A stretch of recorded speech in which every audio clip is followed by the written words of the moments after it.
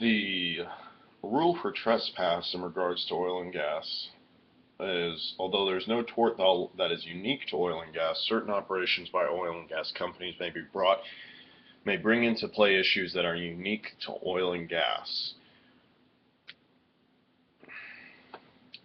Common way title to oil and gas interest is lost by reason of adverse possession.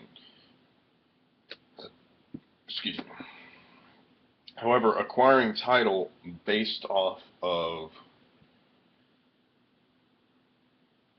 adverse possession, the adverse party would be considered a trespasser prior to acquiring title, considered a trespasser and subject to potential lawsuit.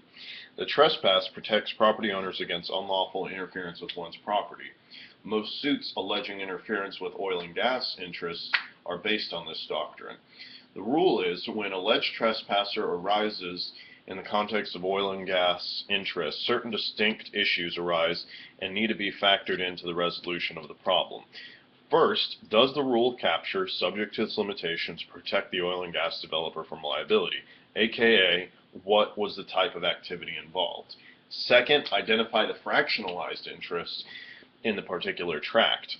This means the trespasser's liability will vary depending upon the nature of the particular plaintiff's property interest.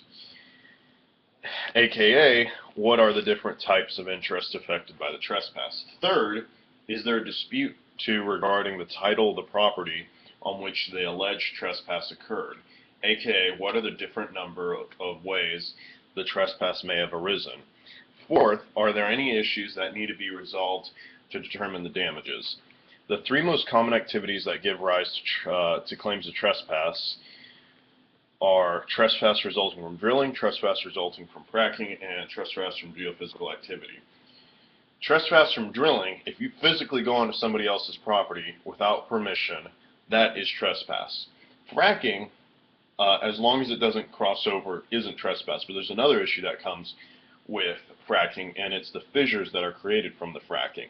And the Texas Supreme Court stated that in their Garza case that fracking is the fissures resulting from fracking are technically a trespass, but they're not an actionable trespass. So it's like throwing sand onto somebody's property and no damage being sustained. So the Garza case outlined 4 reasons, and that those fissures from fracking are not trespass. Trespass resulting from geophysical activity, that is the ability of obtaining information, the trespass of obtaining geological information from conducting seismic tests, such as the shooting dynamite into the ground to get vibrations that geologists can interpret, or having trucks go out there and conducting vibrosis. That is trespass if information is collected from that specific tract, but you can collect anything that you have a right to, even if it's all around a specific tract, and it indicates what might be on that tract, such as the path of a fissure line. But as long as it's not collected from that tract, that's okay. And then but mere vibrations from vibrosis and shooting dynamite are not geophysical trespass, as long as there aren't any damages, as the rule is in Texas currently.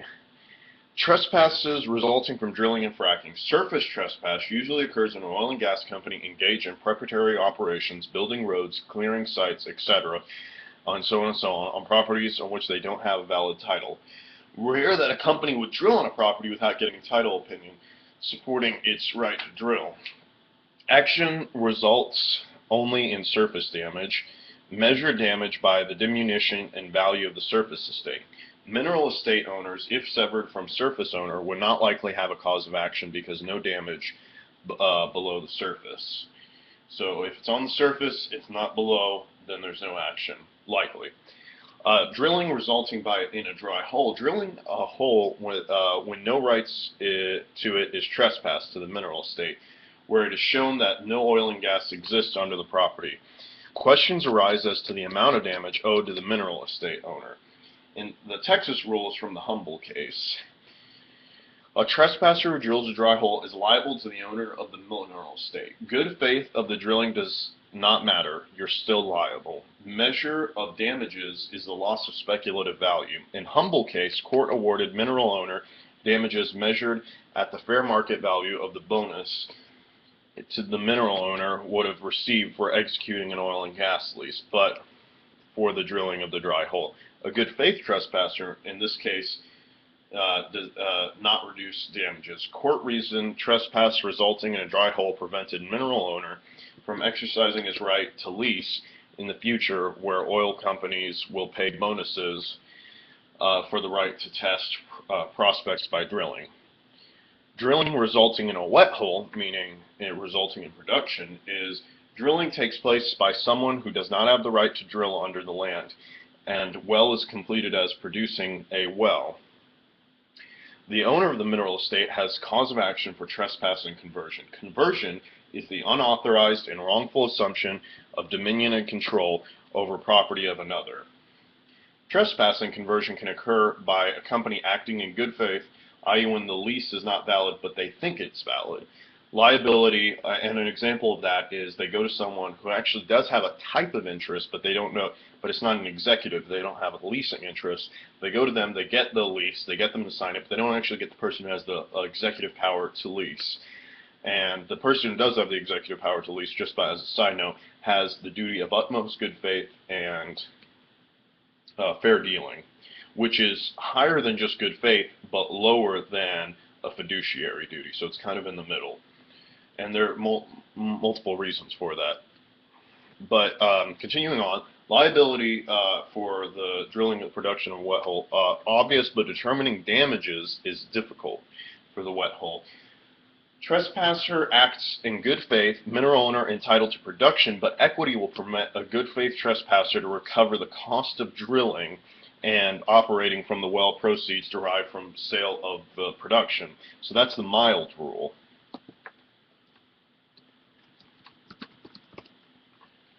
And then the harsh rule is the trespasser acts in bad faith. It means they don't have a valid lease and things of that nature. The trespasser is not to recover any of the costs of the mineral owner entitled to the fair market value of all the minerals produced, calculated at the time of production, and the well itself. Good and bad faith is a question of fact.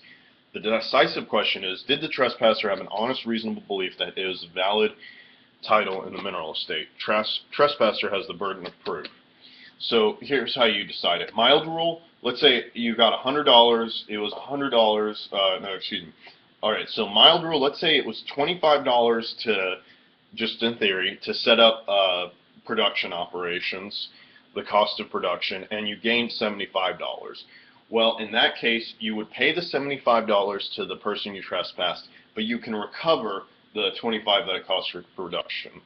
And maybe that can even be in the thousands. So it would be $50 that you pay, and then you recover $25.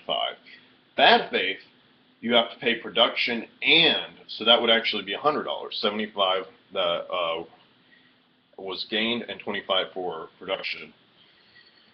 So continuing on, a different type of trespass is resulting from slant drilling, slant well drilling. When the oil and gas company drills vertical well from surface location on one tract, but diverts the well bore to the bottom hole under a separate tract, if the company slant drills and bottom hole under a tract where not having valid title, the company is deemed a trespasser. Same rules apply in the previous section for dry holes and wet holes.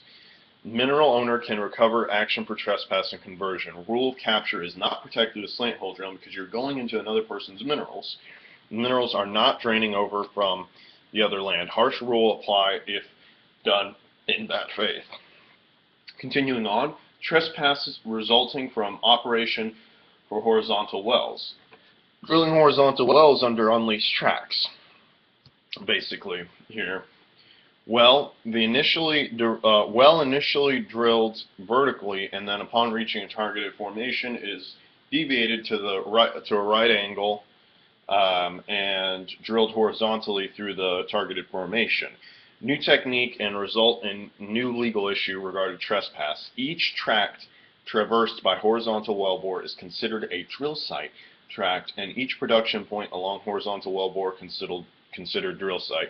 Greater likelihood that a tract will be traversed that is unleased or where a lease is previously expired is in such case the operator or oil company will be considered a trespasser of that particular tract. So even if they used to have the ability to go onto the tract, but they don't anymore, that's still trespass if a lease had expired or something like that. So liability determined as above with dry holes and wet holes. Damages are more difficult to ascertain. Measure of damages based on determination of how much production can be attributed to the trespass tract with reasonable probability. So you bring in experts, thing of that nature. Allocation of production is more difficult with horizontal wells. You have three calculations the court use to determine damages and allocation of damages.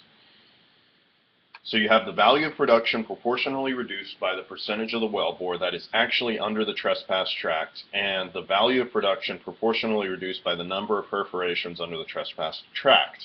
So you kind of have fractions going on over here. Or the value of all the minerals produced from the wellbore. No court directly adopted any of these, but the Lulicki case alluded to the first option as in a similar context. So the value of production proportionately reduced to the percentage of the wellbore. So that's kind of, doing fractions. Value of production proportionally reduced the number of perforations. That's fractions with how many holes are sucking up minerals. And then the value of the minerals produced from the wellbore. So that's just kind of how, out of how many right there. Hydraulic fracturing operations for horizontal wells, just to clarify, perforations are the holes within the line that has come through the horizontal drill, and it's one of the points at which minerals come through and are sucked back up to the top. Hydraulic fracturing, so there could be multiple ones, there could be one, there could be 20. The hydraulic fracturing operations for horizontal wells, the migration of fractures and propents from hydraulic fracturing to an unleased tract do not give rise to trespass unless fracking operations cause damages offsetting well or the formation. Or if the operations are conducted illegally, maliciously, recklessly with the intention to cause harm without commercial justification.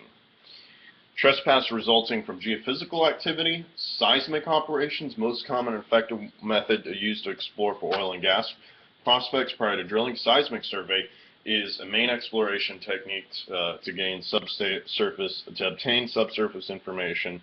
You drill holes called shock points, set off explosives in the holes, shock waves. You get a 3D map of what's going on. And back in the day, you used to have 2D seismic, but now, anyway, things change, and the legal rules, have to keep pace. Sometimes they don't with the new technology.